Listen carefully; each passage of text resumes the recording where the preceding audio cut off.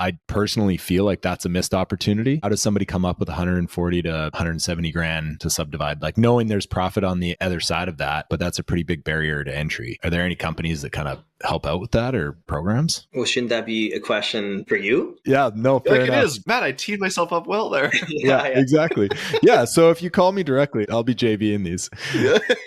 Well, it was kind of a plug to say, like, I personally feel like that's a missed opportunity for Absolutely. government funding. Like, if we're coming out with all these other, multifamily stuff, like, why are we not investing more on single family? I see that area of the market. You said around that $1 million, 1.1 in the Okanagan. If no one's penciling these to build a single family home, what's going to happen in 5 years when everyone wants a single family home? They're just going to become more, expensive. If we're speaking directly to the government, like, hey, can we fund some of these with similar style of financing programs that we're doing with multifamily? A lot of these homeowners, they've been in the house 30, 40, 50 years. They have an insane amount of equity in the property in the house. So typically easy to go to your bank and say, listen, this is what I want to do. You get a construction mortgage. You probably finance maybe a line of credit for the subdivision process, and then you can get a construction loan for the rest. But yeah, in terms of other avenues, I don't think the government is super open to that yet. We talked to the city previously, and like they've commented, like DCCs are just like non-negotiable, but that was kind of the pitch. It was like, well, why don't you do DCCs at the end? Like why are we forcing homeowners and developers to pay for these costs up front when they just don't have the money for it? But if you allow that to be paid out at the end of the project, there's built-in equity. It's a secured asset. It's going to be